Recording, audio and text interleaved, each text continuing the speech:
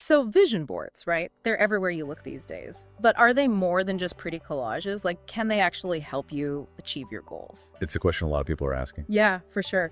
So that's what we're diving into today, unpacking this book, How to Create a Vision Board That Works. Oh, yeah, I read that one by Serena Kalin.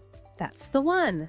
And it actually had some pretty interesting insights. It's not just about, slapping some magazine cutouts on a board and calling it a day. Yeah, definitely not. I think what's intriguing is that it tapped into this whole concept of visualization, which is something a lot of people don't fully grasp. Yeah, I was going to say, it's more than just daydreaming, right? Like, I've heard about athletes using visualization, but does it really have that much of an impact? It really does.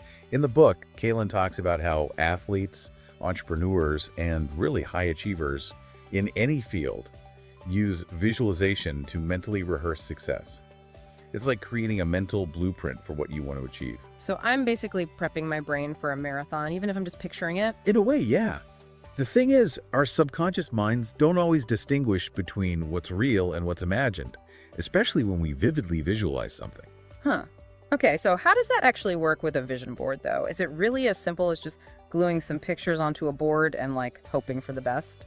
Well, Kalin breaks down the process in a way that feels very approachable. It's about creating a visual representation of your goals, something tangible that you can interact with.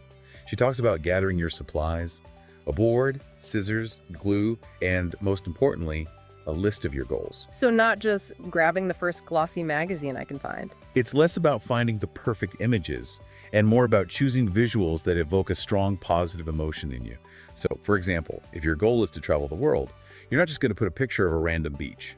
You're going to choose a photo that truly captures that feeling of wanderlust, something that makes you excited to explore new places. I can see that. Even just thinking about a specific place I want to go gets me way more fired up than a generic travel poster. Exactly. And that emotional connection is key. Kalin also talks about the power of words. So adding affirmations to your vision board can be really impactful as well. Like little reminders scattered around the board. Precisely. Things like abundance, courage, or focus can serve as powerful reinforcements to the images. Yeah, that makes sense. And I guess the cool thing about vision boards is you can tailor them to any area of your life that you want to work on, right? Exactly. Career, relationships, health, personal growth, whatever it is that you want to manifest, a vision board can be a really helpful tool. So if I'm trying to be more mindful, I might not just put a picture of someone meditating. It's more about finding images that represent stillness and presence in my everyday life, right? Like a quiet corner in my house or a beautiful garden. Exactly. It's about finding those visuals that resonate deeply with you and the specific energy you want to cultivate.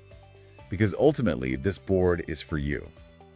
Now, while creating the board is obviously important, Kalin really emphasizes the importance of what you do with it afterward. It's not enough to just make it and forget about it. This is where the daily practice comes in. So just creating this beautiful, intention-filled board, that's not enough. It's a great start, but it's really just the beginning. Okay, so what happens after you've gathered all your magazine cutouts and inspiring quotes? Well, Kalin's a big advocate for daily engagement with your vision board.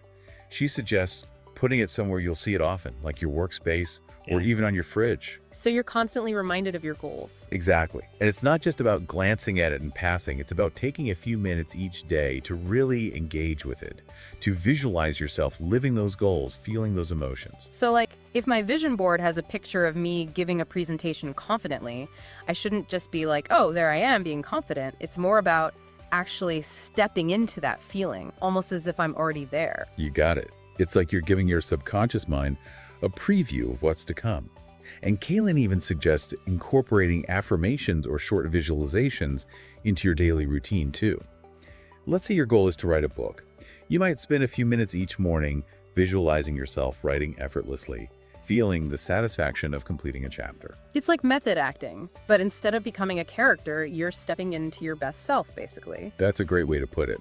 Now, creating the board and engaging with it might seem pretty straightforward, but Kalin points out some common mistakes that people often make. Oh, I bet. Like what? One big one is setting vague goals. Yeah, that makes sense. Instead of saying, I want to travel more, I should be specific about where I want to go and what I want to do there. Exactly. You got to give your subconscious mind a clear target to focus on. Another mistake is neglecting your vision board after the initial excitement wears off. You can't just make it and forget it. Like anything else, consistency is key. Absolutely. Kaylin says vision boards need that ongoing attention and engagement. Make it a part of your daily life, even if it's just for a few minutes. But I think the biggest thing she emphasizes is the importance of belief. Believing that you can actually achieve what's on your board. Yeah, because you could have the most amazing vision board in the world, but if deep down you don't think those things are possible for you, it's going to be hard to make them a reality. So it's not just about like positive thinking, it's about actually believing in your own potential. Exactly. It's about shifting your mindset from I wish to I am, from doubt to belief. And that can be really powerful. It's easy to get caught up in the idea of vision boards as this like magic solution, but it sounds like a lot of it comes down to our own internal work. Absolutely. But that doesn't mean there isn't something to be said for the power of visualization and having that visual reminder of your goals.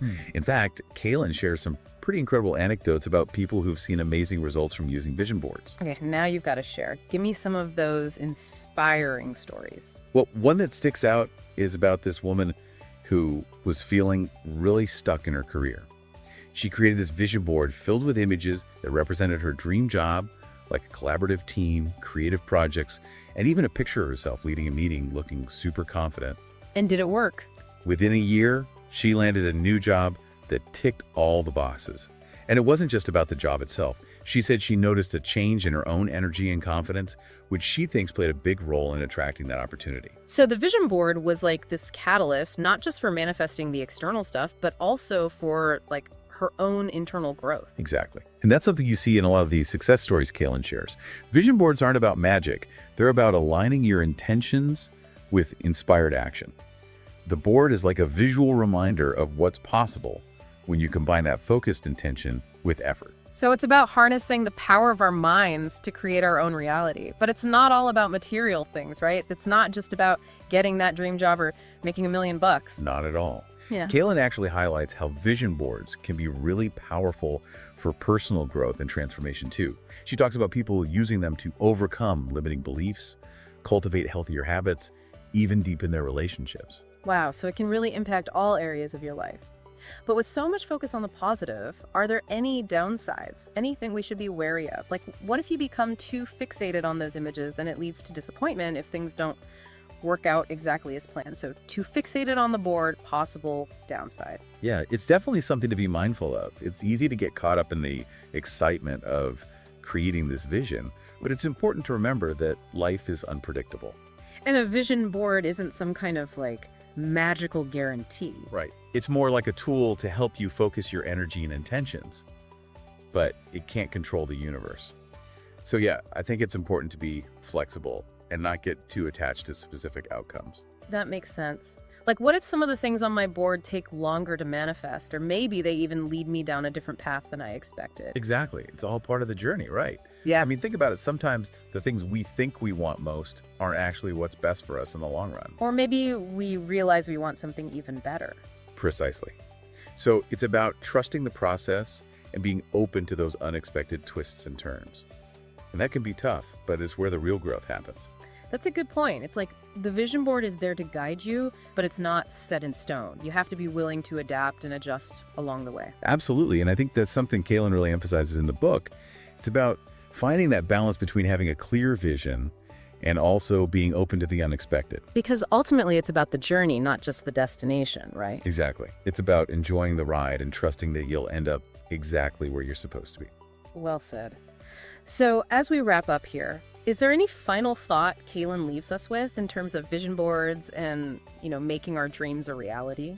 She talks about how simply believing that something is possible is a huge step toward making it happen. Like, just by visualizing it and feeling that sense of possibility, you're already shifting your energy and opening yourself up to new opportunities. It's like you're planting those seeds of intention. Exactly. And the more you focus on those seeds, the more likely they are to grow. Love that analogy. Well, I have to say, I'm feeling pretty inspired to dust off my old magazines and get to work on my own vision board after this deep dive. What about you? You know what? I think I might do the same. I've got a stack of old National Geographics just begging to be turned into a vision board. Perfect. Well, there you have it, folks. Another deep